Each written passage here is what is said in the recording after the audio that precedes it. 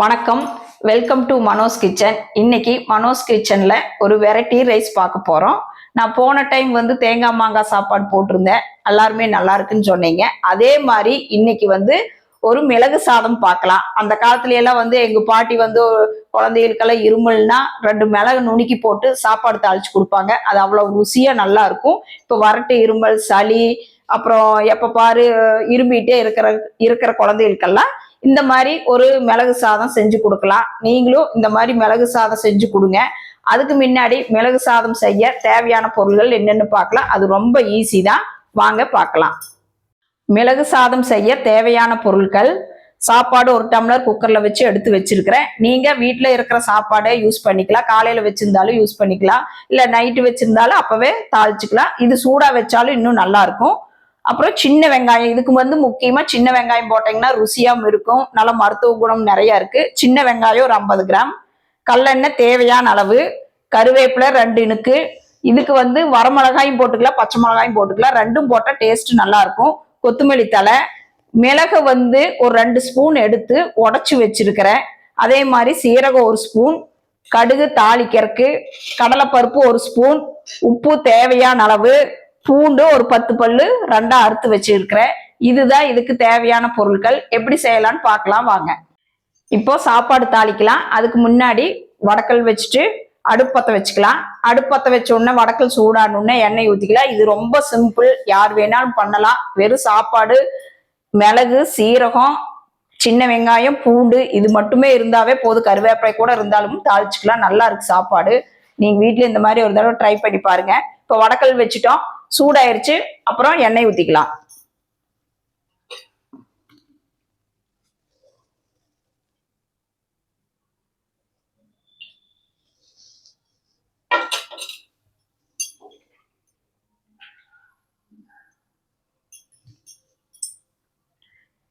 இப்போ எண்ணெய் ஊத்திட்டோம்.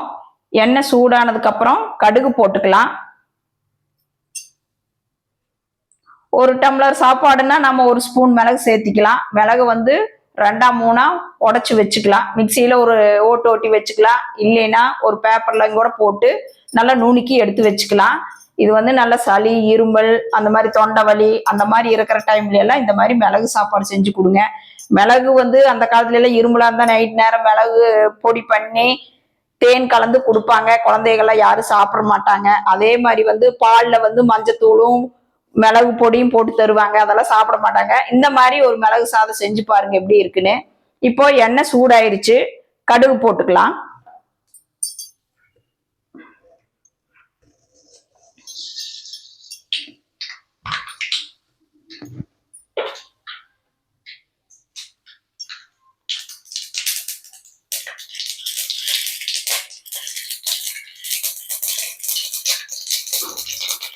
கடுகு வெடிக்குது. அதுக்கப்புறம் கடலைப்பருப்பு போட்டுக்கலாம்.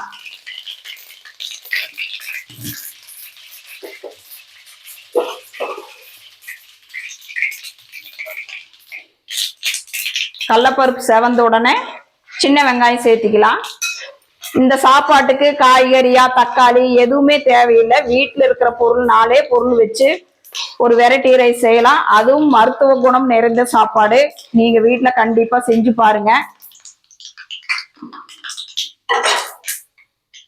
சின்ன வெங்காயம் போட்டுக்கலாம். சின்ன வெங்காயம் இல்லைன்னா பெரிய வெங்காயம் போட்டுக்கலாம். இதுக்கு சின்ன வெங்காயம் போட்டா இன்னும் ருசியாம இருக்கும்.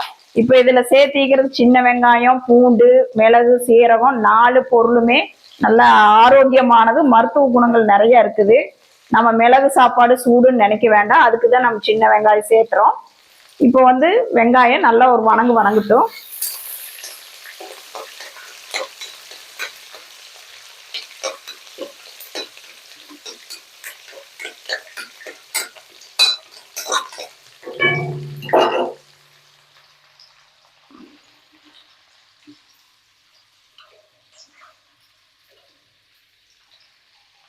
சின்ன வெங்காயம் வணங்கினதுக்கு அப்புறம் பச்சை மிளகாய், வரமிளகாய் 2மே போட்டுக்கலாம். இது 2 மிளகாய் போட்டாலும் நல்லா இருக்கு டேஸ்ட். இல்ல உங்க வீட்டுல எது 1 இருந்தா 1 கூட போட்டுக்கலாம்.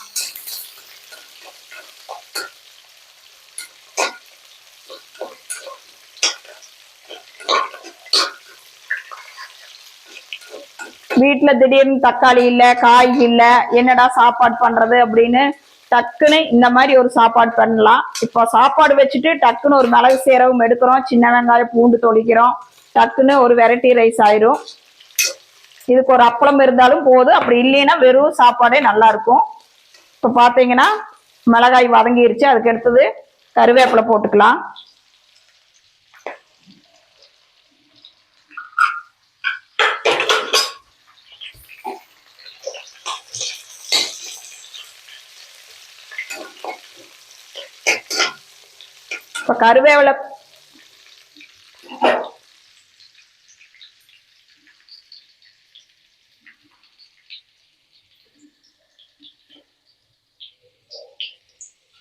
இப்போ கருவேப்பிலை போட்ட உடனே சீரகம் ஒரு ஸ்பூன் போட்டுக்கலாம்.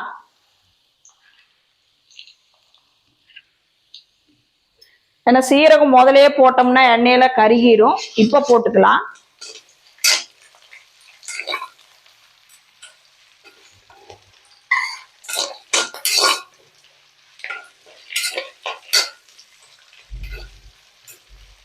மிளகு வந்து இப்ப சேர்த்தக்கூடாது, கடைசியா சேர்த்திக்கலாம்.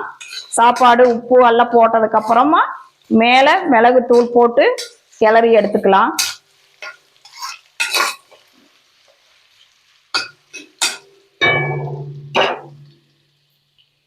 இப்ப பாத்தீங்கன்னா வெங்காயம், பச்சை மிளகாய், வரமிளகாய், கருவேப்பிலை, சீரகம் எல்லாமே நல்லா வதங்கிருச்சு. இதுக்கு அடுத்தது வந்து நம்ம சாப்பாடு போட்டுக்கலாம்.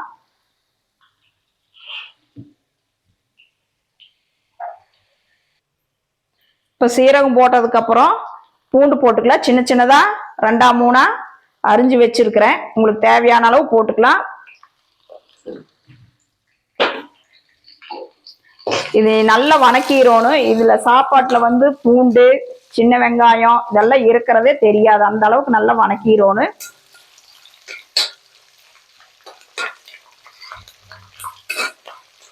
இல்ல பூண்டு வந்து நீங்க நசுக்கியும் போட்டுக்கலாம், இல்ல சின்ன சின்னதா அறுத்தும் கூட போட்டுக்கலாம்.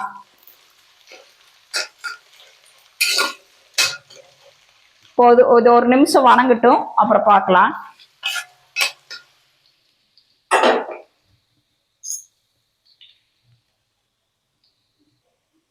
இப்ப பாத்தீங்கன்னா எல்லாமே நல்லா வணங்கிருச்சு.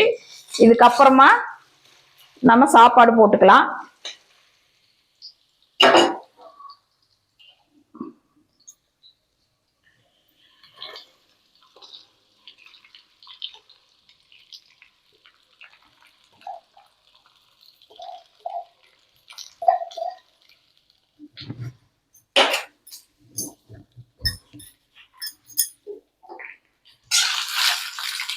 சாப்பாட்டு போட்ட உடனே இப்படி நல்லா கலந்து விடுங்க.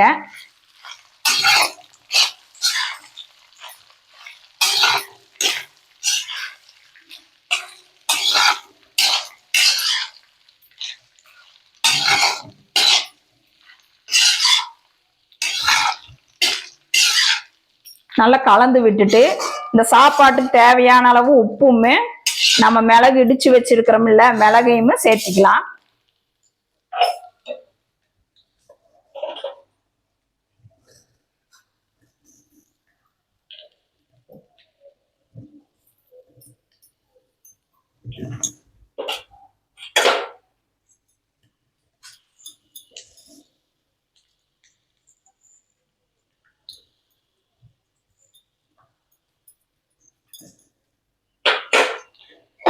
மிளகு சேர்த்துறங்காட்டி சாப்பாடு காரமா இருக்கும் அப்படின்னு எல்லாம் நினைக்க வேண்டாம். நல்லா இருக்கும் சாப்பிட்றதுக்கு. அங்கங்க மிளகு வந்து கடிச்சு மென்னு சாப்பிட்றப்போ நல்லா இருக்கும். இப்ப பச்சை மிளகா, மிளகு, வரமிளகா எல்லாமே சேர்த்து இருக்கிறங்காட்டி காரமா இருக்குமா சாப்பாடு அப்படின்னு நினைக்க வேண்டாம். நல்லா இருக்கும் சாப்பாடு. இதுக்கு மஞ்சத்தூள் எல்லாம் எதுவுமே போடக்கூடாது, தக்காளி எல்லாம் எதுவுமே வேண்டாம். இப்ப பாத்தீங்கன்னா எப்படி இருக்குன்னு பாருங்க சாப்பாடு. இப்ப மிளகு உப்பும் எல்லாம் போட்டிருக்கிறோம். ஒரு 2 நிமிஷம் இப்படி நல்லா வணக்கி விட்டு சிம்ல வச்சிருங்க அடுப்புல. கடைசியா கொத்தமல்லி தழை போட்டு இறக்கலாம்.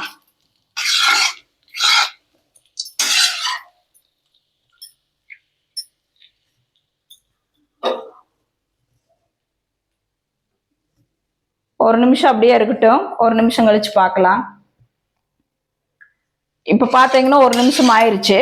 இதுக்கப்புறமா மேலே கொத்தமல்லி தழை போட்டு ஒரு கிளறி ஆஃப் பண்ணிடலாம். இப்போ அடுப்பு ரொம்ப கம்மியாக வச்சுக்குங்க.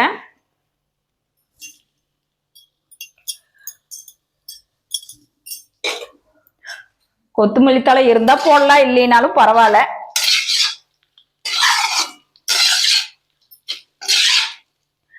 அவ்வளவுதாங்க, மிளகு சாதம் ரெடி. சுட சுட சாப்பிடலாம். காய்கறி வேணும், தக்காளி வேணும், எதுவும் தேவையில்லை. வீட்டில் இருக்கிற சாப்பாடு மிளகு சீரகம் இருந்தாவே போதும். ஒரு ஆரோக்கியமான சாப்பாடு ரெடி. இதுல நிறைய மருத்துவ குணங்கள் இருக்குது. நீங்க வீட்டுல இந்த மாதிரி ட்ரை பண்ணி பார்த்துட்டு எப்படி இருக்குன்னு சொல்லுங்க. இப்போ வந்து மிளகு சாதம் எப்படி செய்யறதுன்னு பார்த்தீங்க. நீங்க வீட்டுல காய்கறி வேணும், ஒரு புதினா வேணும், கொத்தமல்லி தழை வேணும், அந்த மாதிரி எல்லாம் எதுவும் தேவையில்லை. சாப்பாடு மிளகு சீரகம் சின்ன வெங்காயம் இருந்தாவே இந்த சாப்பாடு செய்யலாம்.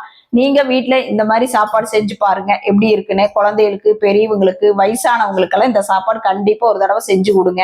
அவ்வளவு ஆரோக்கியமானது கூட, மருத்துவ குணங்கள் நிறைய இருக்கு. இந்த சாப்பாடு மிஸ் பண்ணாம ஒரு தடவை செஞ்சு பாருங்க.